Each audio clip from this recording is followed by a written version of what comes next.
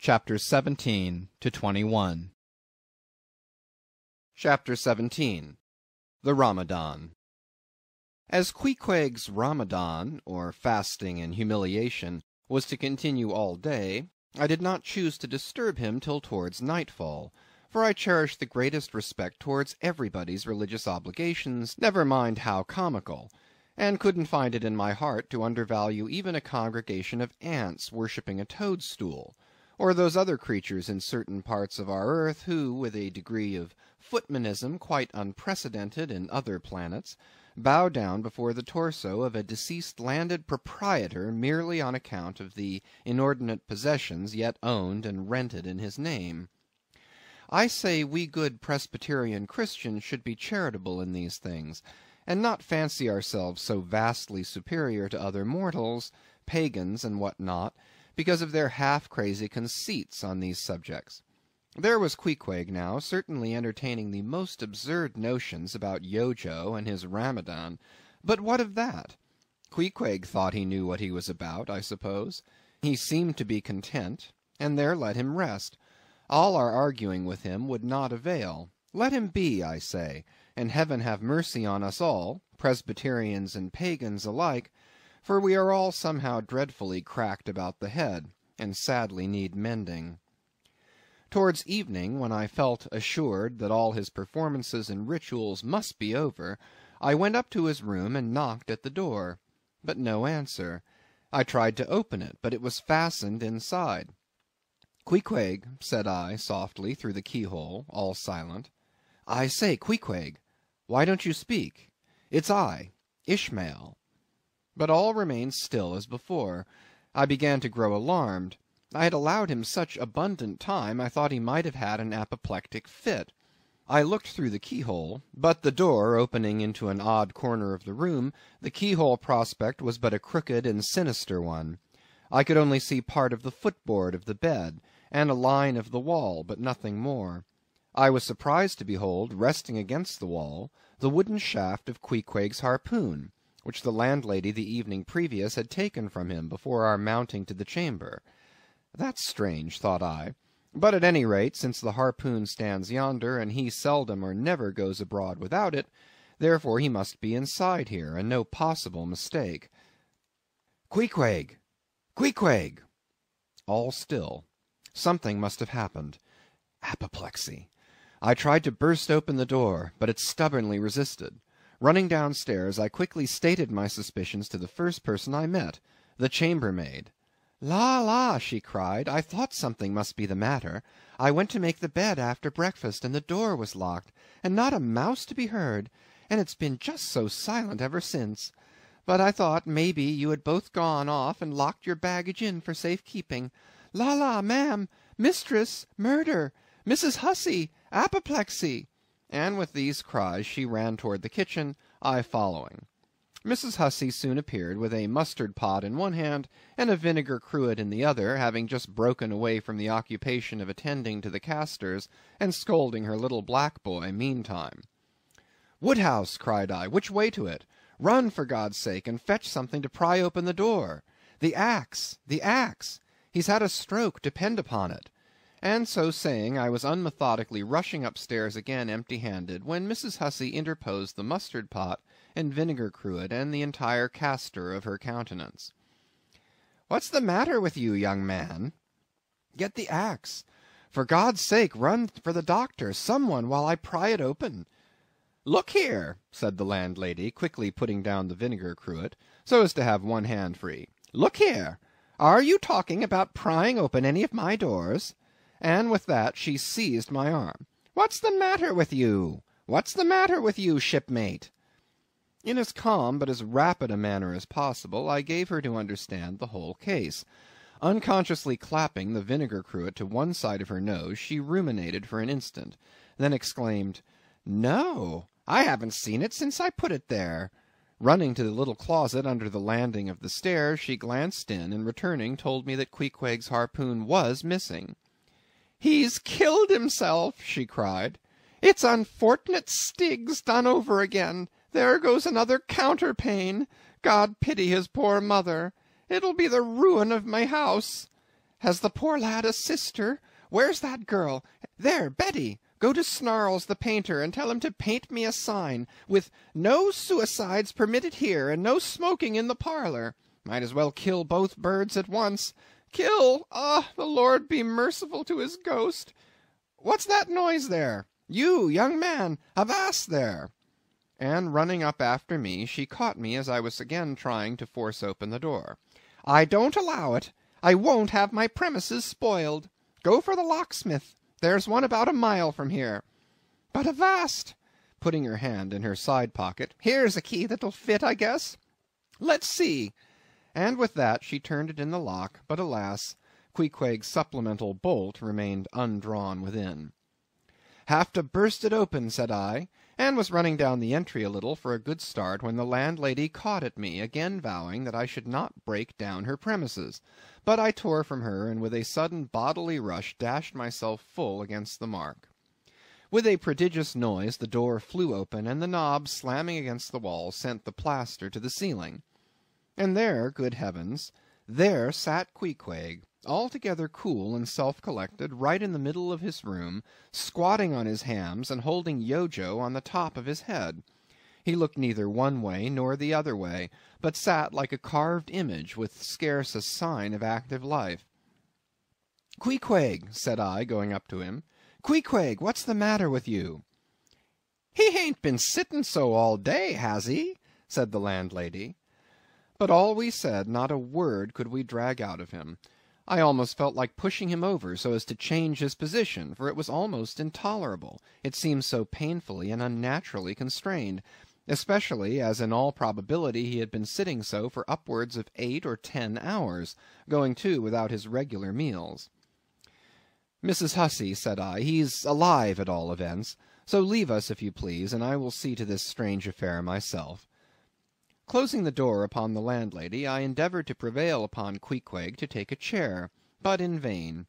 There he sat, and all he could do, for all my polite arts and blandishments, he would not move a peg, nor say a single word, nor even look at me, nor notice my presence in the slightest way. I wonder, thought I, if this can possibly be a part of his Ramadan. Do they fast on their hams that way in his native island? It must be so. Yes, it's part of his creed, I suppose. Well, then, let him rest. He'll get up sooner or later, no doubt. It can't last forever, thank God, and his Ramadan only comes once a year, and I don't believe it's very punctual then. I went down to supper. After sitting a long time listening to the long stories of some sailors who had just come from a plum-pudding voyage, as they call it, that is, a short whaling voyage in a schooner or brig confined to the north of the line in the Atlantic Ocean only. After listening to these plum-puddingers till nearly 11 o'clock, I went upstairs to go to bed, feeling quite sure by this time Queequeg must certainly have brought his Ramadan to a termination. But no, there he was, just where I had left him. He had not stirred an inch. I began to grow vexed with him. It seemed so downright senseless and insane to be sitting there all day and half the night on his hams in a cold room, holding a piece of wood on his head. For heaven's sake, Queequeg, get up and shake yourself. Get up and have some supper. You'll starve. You'll kill yourself, Queequeg. But not a word did he reply. Despairing of him, therefore, I determined to go to bed and to sleep, and no doubt before a great while he would follow me. But previous to turning in, I took my heavy bearskin jacket and threw it over him, as it promised to be a very cold night, and he had nothing but his ordinary round jacket on. For some time, do all I would, I could not get into the faintest doze. I had blown out the candle, and the mere thought of Queequeg, not 4 feet off, sitting there in that uneasy position, stark alone, in the cold and dark, this made me really wretched. Think of it, sleeping all night in the same room with a wide-awake pagan on his hams in this dreary, unaccountable Ramadan.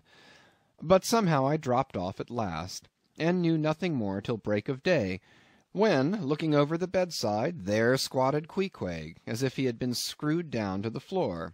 But as soon as the first glimpse of sun entered the window, up he got, with stiff and grating joints, but with a cheerful look, limped towards me where I lay, pressed his forehead against mine, and said his Ramadan was over.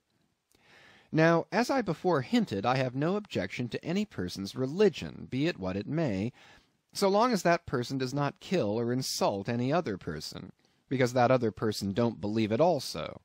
But when a man's religion becomes really frantic, when it is a positive torment to him, and, in fine, makes this earth of ours an uncomfortable inn to lodge in, then I think it high time to take that individual aside and argue the point with him.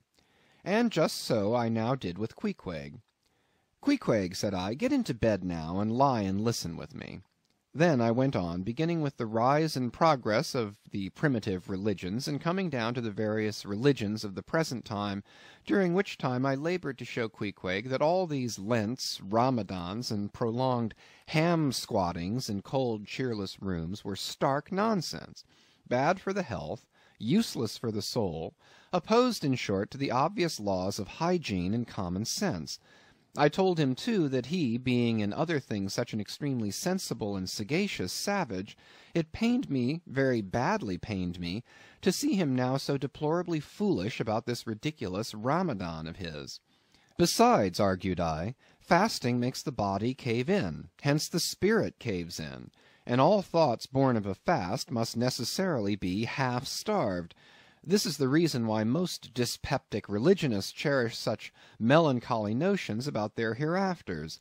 In one word, Queequeg, said I, rather digressively, hell is an idea first born on an undigested apple-dumpling, and since then perpetuated through the hereditary dyspepsias nurtured by Ramadans. I then asked Queequeg whether he himself was ever troubled with dyspepsia, expressing the idea very plainly so that he could take it in. He said no, only upon one memorable occasion. It was after a great feast given by his father, the king, on the gaining of a great battle wherein 50 of the enemy had been killed by about 2 o'clock in the afternoon, and all cooked and eaten that very evening. No more, Queequeg, said I, shuddering. That will do, for I knew the inferences without his further hinting them. I had seen a sailor who had visited that very island, and he told me that it was the custom, when a great battle had been gained there, to barbecue all the slain in the yard or garden of the victor, and then, one by one, they were placed in great wooden trenchers, and garnished round like a pilau with breadfruit and cocoanuts, and with some parsley in their mouths were sent round with the victor's compliments to all his friends, just as though these presents were so many Christmas turkeys. After all, I do not think that my remarks about religion made much of an impression on Queequeg, because, in the first place, he somehow seemed dull of hearing on that important subject, unless considered from his own point of view, and in the second place, he did not more than 1/3 understand me, couch my ideas as simply as I would, and finally, he no doubt thought he knew a good deal more about true religion than I did. He looked at me with a sort of condescending concern and compassion, as though he thought it a great pity that such a sensible young man should be so hopelessly lost to evangelical pagan piety. At last we rose and dressed, and Queequeg, taking a prodigiously hearty breakfast of chowders of all sorts, so that the landlady should not make much profit by reason of his Ramadan, we sallied out to board the Pequod, sauntering along and picking our teeth with halibut bones. Chapter 18. His Mark. As we were walking down the end of the wharf towards the ship, Queequeg carrying his harpoon, Captain Peleg, in his gruff voice, loudly hailed us from his wigwam, saying he had not suspected my friend was a cannibal, and furthermore announcing that he let no cannibals on board that craft unless they previously produced their papers. "What do you mean by that, Captain Peleg?" said I, now jumping on the bulwarks, and leaving my comrade standing on the wharf. "I mean," he replied, "he must show his papers."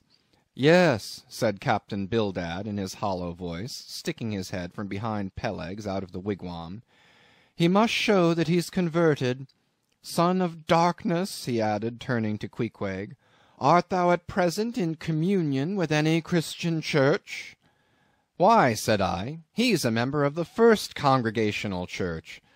Here be it said that many tattooed savages sailing in Nantucket ships at last come to be converted into churches. "First Congregational Church!" cried Bildad. "What! that worships in Deacon Deuteronomy Coleman's meeting-house?" And so saying, taking out his spectacles, he rubbed them with his great yellow bandana handkerchief, and putting them on very carefully, came out of the wigwam, and leaning stiffly over the bulwarks, took a good long look at Queequeg. "How long hath he been a member?" he then said, turning to me. "Not very long, I rather guess, young man." "No," said Peleg, "and he hasn't been baptized right either, or it would have washed some of that devil's blue off his face." "Do tell now," cried Bildad, "is this Philistine a regular member of Deacon Deuteronomy's meeting? I never saw him going there, and I pass it every Lord's Day." "I don't know anything about Deacon Deuteronomy or his meeting," said I. "All I know is that Queequeg here is a born member of the First Congregational Church. He is a deacon himself, Queequeg is." "Young man," said Bildad sternly, "thou art skylarking with me. Explain thyself, thou young Hittite. What church dost thee mean? Answer me." Finding myself thus hard pushed, I replied, "I mean, sir, the same ancient Catholic Church to which you and I and Captain Peleg there, and Queequeg here, and all of us, and every mother's son and soul of us belong, the great and everlasting first congregation of this whole worshipping world. We all belong to that. Only some of us cherish some queer crotchets, in no way touching the grand belief. In that we all join hands." "Splice, thou meanst, splice hands," cried Peleg, drawing nearer. "Young man, you'd better ship for a missionary instead of a foremast hand. I never heard a better sermon. Deacon Deuteronomy, why, Father Mapple himself couldn't beat it, and he's reckoned something. Come aboard, never mind about the papers. I say, tell Quohog there, what's that you call him? Tell Quohog to step along. By the great anchor, what a harpoon he's got there. Looks like good stuff, that, and he handles it about right. I say, Quohog, or whatever your name is, did you ever stand in the head of a whaleboat? Did you ever strike a fish?" Without saying a word, Queequeg, in his wild sort of way, jumped upon the bulwarks, from thence into the bows of one of the whaleboats hanging to the side, and then bracing his left knee, and poising his harpoon, cried out in some such way as this: "Cap'n, you see him small drop tar on water there? You see him? Well, s'pose him one whale eye. Well den." And taking sharp aim at it, he darted the iron right over Bildad's broad brim, clean across the ship's deck, and struck the glistening tar spot out of sight. "Now," said Queequeg, quietly hauling in the line, "s'posey him whaley eye. Why, dat whale dead." "Quick, Bildad," said Peleg, his partner, who, aghast at the close vicinity of the flying harpoon, had retreated towards the cabin gangway. "Quick, I say you, Bildad, and get the ship's papers. We must have Quohog, in one of our boats. Look ye, Quohog, we'll give ye the 90th lay, and that's more than ever was given a harpooneer yet out of Nantucket." So down we went into the cabin, and to my great joy Queequeg was soon enrolled among the same ship's company to which I myself belonged. When all preliminaries were over, and Peleg had got everything ready for signing, he turned to me and said, "I guess Quohog there don't know how to write, does he? I say, Quohog, blast ye, dost thou sign thy name, or make thy mark?" But at this question Queequeg, who had twice or thrice before taken part in similar ceremonies, looked no ways abashed, but taking the offered pen, copied upon the paper, in the proper place, an exact counterpart of the queer round figure which was tattooed upon his arm, so that through Captain Peleg's obstinate mistake touching his appellative, it stood something like this: Quohog, his mark, X. Meanwhile Captain Bildad sat earnestly and steadfastly eyeing Queequeg, and at last, rising solemnly and fumbling in the huge pockets of his broad-skirted drab coat, took out a bundle of tracts, and selecting one entitled "The Latter Day Coming, or No Time to Lose," placed it in Queequeg's hands, and grasping them and the book with both his, looked earnestly into his eyes, and said, "Son of darkness, I must do my duty by thee. I am part owner of this ship, and feel concerned for the souls of all its crew. If thou still clingest to thy pagan ways, which I sadly fear, I beseech thee remain not for aye a Belial bondsman. Spurn the idle bell and the hideous dragon. Turn from the wrath to come. Mind thine eye, I say. Ah, goodness gracious, steer clear of the fiery pit. Something of the salt sea yet lingered in old Bildad's language, heterogeneously mixed with scriptural and domestic phrases. Avast there, Bildad! Avast now spoiling our harpooneer! Cried Peleg. Pious harpooneers never make good voyagers. It takes the shark out of 'em. No harpooneer is worth a straw who ain't pretty sharkish. There was young Nat Swain, once the bravest boat-header out of all Nantucket and the Vineyard. He joined the meeting and never came to good. He got so frightened about his plaguey soul that he shrinked and steered away from Wales, for fear of afterclaps, in case he got stove and went to Davy Jones. Peleg, Peleg, said Bildad, lifting his eyes and hands, thou thyself, as I myself, hast seen many a perilous time. Thou knowest, Peleg, what it is to have the fear of death. How then canst thou prate in this ungodly guise? Thou beliest thine own heart, Peleg. Tell me, when this same Pequod here had her 3 masts overboard in that typhoon on Japan, that same voyage when thou went mate with Captain Ahab, didst thou not think of death and the judgment then? Hear him now, cried Peleg, marching across the cabin and thrusting his hands far down into his pockets. Hear him, all of ye. Think of that, when every moment we thought the ship would sink. Death and the judgment then? What? With all 3 masts making such an everlasting thundering against the side, and every sea breaking over us fore and aft? Think of death and the judgment then? No time to think about death then. Life was what Captain Ahab and I was thinking of, and how to save all hands, how to rig jury masts, how to get into the nearest port. That's what I was thinking of. Bildad said no more, but buttoning up his coat, stalked on deck, where we followed him. There he stood, very quietly overlooking some sailmakers who were mending a topsail in the waist. Now and then he stooped to pick up a patch or save an end of tarred twine, which otherwise might have been wasted. Chapter 19. The Prophet. Shipmates, have ye shipped in that ship? Queequeg and I had just left the Pequod, and were sauntering away from the water, for the moment each occupied with his own thoughts, when the above words were put to us by a stranger, who, pausing before us, levelled his massive forefinger at the vessel in question. He was but shabbily apparelled in faded jacket and patched trousers, a rag of a black handkerchief investing his neck. A confluent smallpox had in all directions flowed over his face, and left it like the complicated ribbed bed of a torrent when the rushing waters have been dried up. "Have ye shipped in her?" he repeated. "You mean the ship Pequod, I suppose," said I, trying to gain a little more time for an uninterrupted look at him. "Aye, the Pequod. That ship there," he said, drawing back his whole arm, and then rapidly shoving it straight out from him, with the fixed bayonet of his pointed finger darted full at the object. "Yes," said I, "we have just signed the articles." "Anything down there about your souls?" "About what?" "Oh, perhaps ye haven't got any," he said quickly. "No matter, though. I know many chaps that haven't got any. Good luck to 'em, and they are all the better off for it. A soul's a sort of a fifth wheel to a wagon." "What are you jabbering about, shipmate?" said I.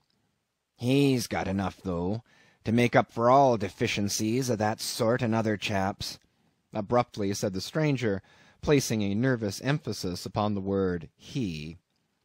"Queequeg," said I, "let's go. This fellow has broken loose from somewhere. He's talking about something and somebody we don't know." "Stop!" cried the stranger. "You said true. You haven't seen Old Thunder yet, have ye?" "Who's Old Thunder?" said I, again riveted with the insane earnestness of his manner. "Captain Ahab." "What, the captain of our ship, the Pequod?" "Aye, Among some of us old sailor chaps he goes by that name. You haven't seen him yet, have ye? No, we haven't. He's sick, they say, but is getting better, and will be all right again before long. All right again before long, laughed the stranger, with a solemnly derisive sort of laugh.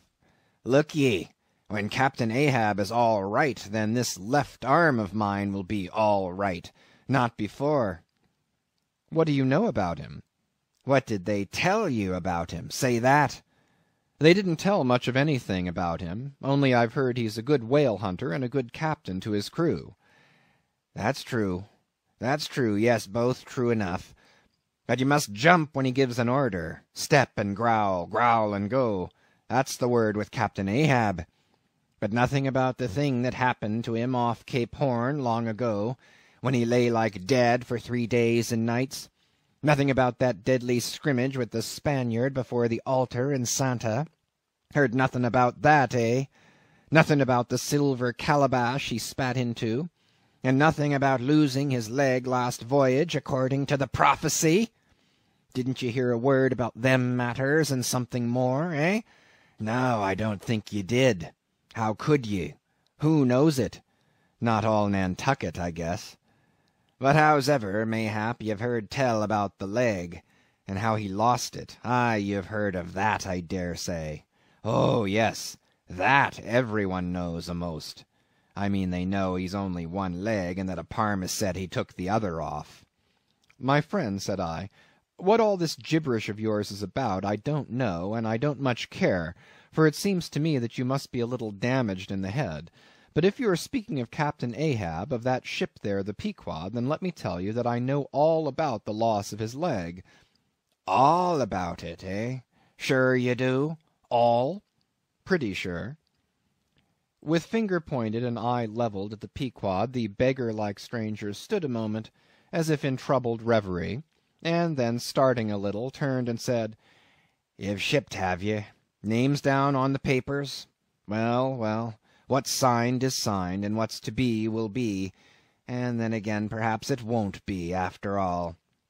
Anyhow, it's all fixed and arranged already, and some sailors or other must go with him, I suppose. As well these as any other men, God pity 'em. Morning to you, shipmates, morning. The ineffable heavens bless ye. I'm sorry I stopped ye. Look here, friend, said I, if you have anything important to tell us, out with it. But if you are only trying to bamboozle us, you're mistaken in your game. That's all I have to say. And it's said very well, and I like to hear a chap talk up that way. You are just the man for him, the likes of you. Morning to you, shipmates, morning. Oh, when you get there, tell 'em I've concluded not to make one of 'em. Ah, my dear fellow, you can't fool us that way. You can't fool us. It is the easiest thing in the world for a man to look as if he had a great secret in him. Morning to you, shipmates. Morning. Morning it is, said I. Come along, Queequeg, let's leave this crazy man. But stop. Tell me your name, will you? Elijah. Elijah, thought I, and we walked away, both commenting after each other's fashion upon this ragged old sailor, and agreed that he was nothing but a humbug trying to be a bugbear.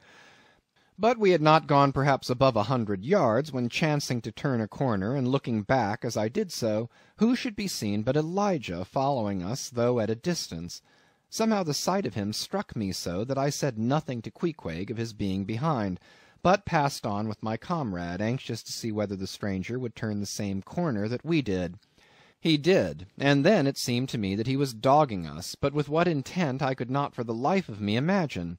This circumstance, coupled with his ambiguous half-hinting, half-revealing, shrouded sort of talk, now begat in me all kinds of vague wonderments and half-apprehensions, and all connected with the Pequod and Captain Ahab, and the leg he had lost, and the Cape Horn fit, and the silver calabash, and what Captain Peleg had said of him when I left the ship on the day previous, and the prediction of the squaw Tistig, and the voyage we had bound ourselves to sail, and 100 other shadowy things.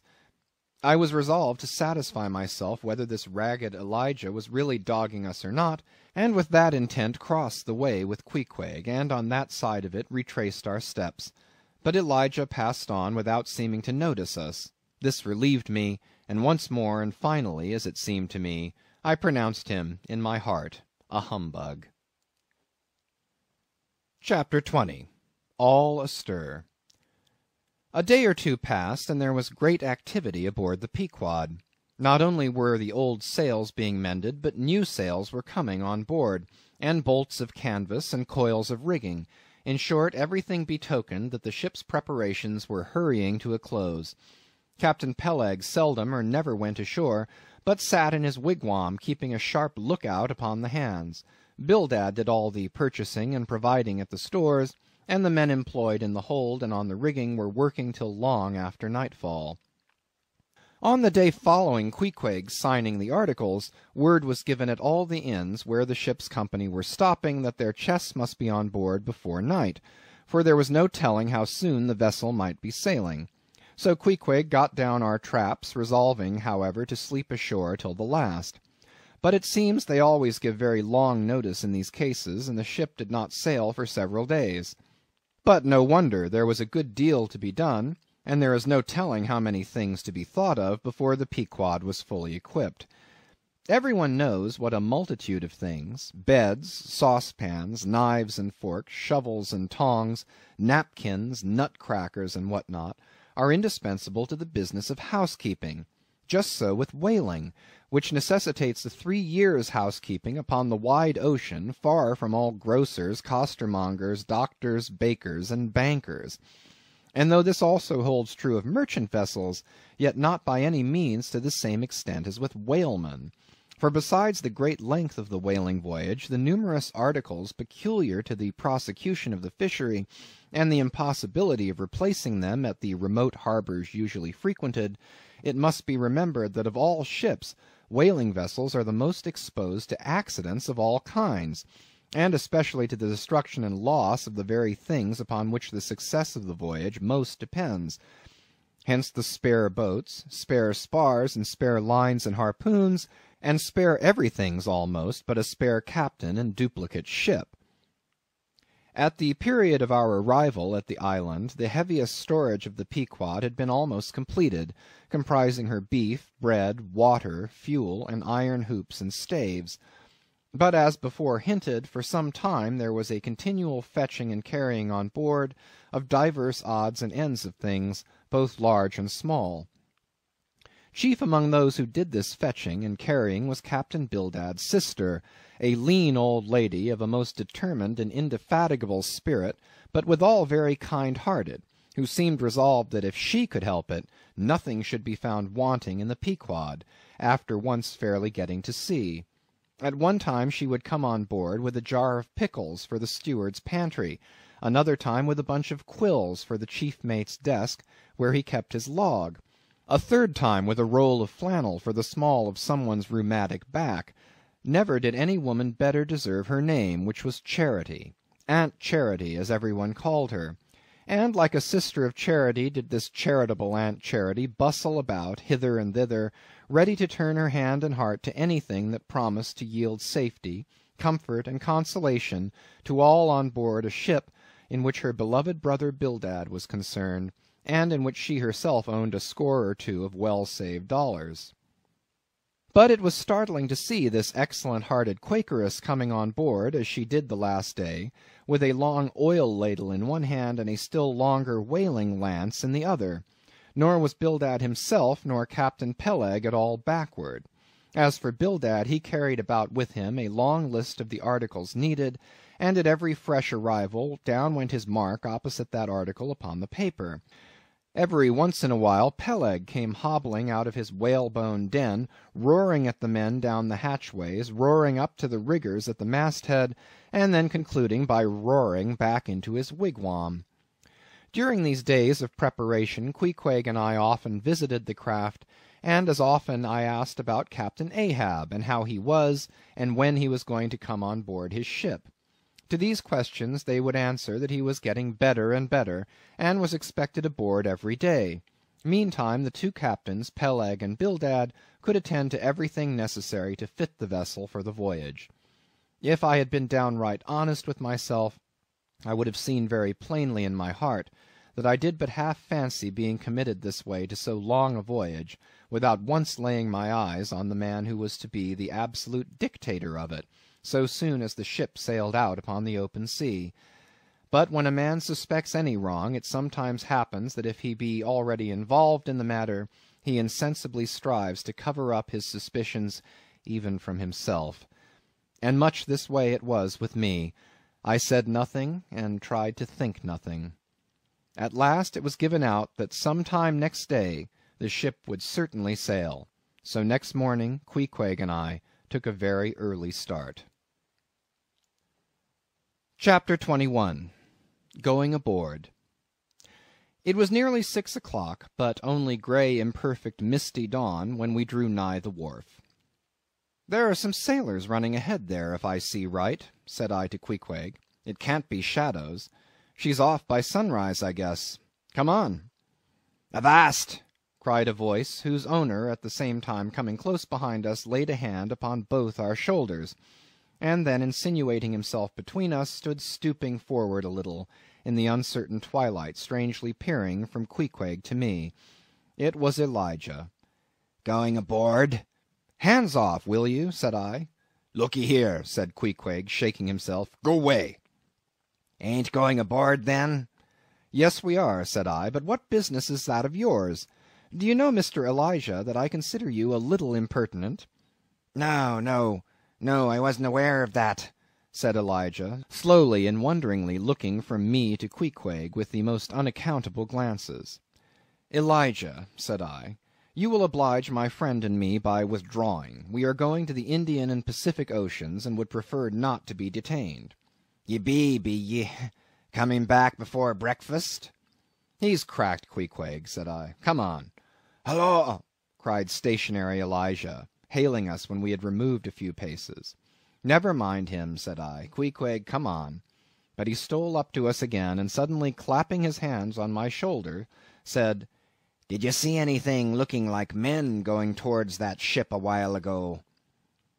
Struck by this plain, matter-of-fact question, I answered, saying yes, I thought I did see 4 or 5 men, but it was too dim to be sure.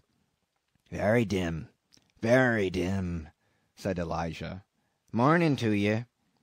Once more we quitted him, but once more he came softly after us, and touching my shoulder again, said, "See if you can find 'em now, will ye?" "Find who?" "Morning to ye," he rejoined, again moving off. "Oh, I was going to warn you against... But never mind. It's all one, all in the family, too. Sharp frost this morning, ain't it? Good-bye to ye. Shan't see you again very soon, I guess, unless it's before the grand jury." And with these cracked words he finally departed, leaving me for the moment in no small wonderment at his frantic impudence. At last, stepping on board the Pequod, we found everything in profound quiet, not a soul moving. The cabin entrance was locked within, the hatches were all on, and lumbered with coils of rigging. Going forward to the forecastle, we found the slide of the scuttle open. Seeing a light, we went down, and found only an old rigger there, wrapped in a tattered pea-jacket. He was thrown at whole length upon 2 chests, his face downwards, and enclosed in his folded arms. The profoundest slumber slept upon him. "Those sailors we saw, Queequeg, where can they have gone to?" said I, looking dubiously at the sleeper. But it seemed that, when on the wharf, Queequeg had not at all noticed what I now alluded to. Hence I would have thought myself to have been optically deceived in that matter, were it not for Elijah's otherwise inexplicable question. But I beat the thing down, and again marking the sleeper, jocularly hinted to Queequeg that perhaps we had best sit up with the body, telling him to establish himself accordingly. He put his hand upon the sleeper's rear, as though feeling if it was soft enough, and then, without more ado, quietly sat down there. "Gracious, Queequeg, don't sit there," said I. "Oh, perry dood seat," said Queequeg. "My country way. Won't hurt him face." "Face," said I. "Call that his face? Very benevolent countenance, then. But how hard he breathes. He's heaving himself. Get off, Queequeg, you're heavy. It's grinding the face of the poor. Get off, Queequeg. Look, he'll twitch you off soon. I wonder he don't wake. Queequeg removed himself to just beyond the head of the sleeper, and lighted his tomahawk pipe. I sat at the feet. We kept the pipe passing over the sleeper, and from one to the other. Meanwhile, upon questioning him in his broken fashion, Queequeg gave me to understand that in his land, owing to the absence of settees and sofas of all sorts, the kings, chiefs, and great people generally were in the custom of fattening some of the lower orders for ottomans, and to furnish a house comfortably in that respect you had only to buy up 8 or 10 lazy fellows and lay them round in the piers and alcoves. Besides, it was very convenient on an excursion, much better than those garden chairs which are convertible into walking sticks. Upon occasion, a chief calling his attendant, and desiring him to make a settee of himself under a spreading tea, perhaps in some damp marshy place. While narrating these things, every time Queequeg received the tomahawk from me, he flourished the hatchet side of it over the sleeper's head. "What's that for, Queequeg?" "Perry easy, Killy. Oh, perry easy." He was going on with some wild reminiscences about his tomahawk pipe, which, it seemed, had in its 2 uses both brained his foes and soothed his soul, when we were directly attracted to the sleeping rigger. The strong vapour was now completely filling the contracted hole. It began to tell upon him. He breathed with a sort of muffledness, then seemed troubled in the nose, then revolved over once or twice, then sat up and rubbed his eyes. "Hullo!" he breathed at last. "Who be ye smokers?" "Shipped men," answered I. "When does she sail?" "Aye, aye, you're going in her, be ye? She sails to-day. The captain came aboard last night." "What captain? Ahab?" "Who but him, indeed?" I was going to ask him some further questions concerning Ahab when we heard a noise on deck. "Hallo! Starbuck's astir," said the rigger. "He's a lively chief mate, that. Good man and a pious, but all alive now. I must turn to." And so saying, he went on deck, and we followed. It was now clear sunrise. Soon the crew came on board in 2s and 3s, the riggers bestirred themselves, the mates were actively engaged, and several of the shore people were busy in bringing various last things on board. Meanwhile Captain Ahab remained invisibly enshrined within his cabin.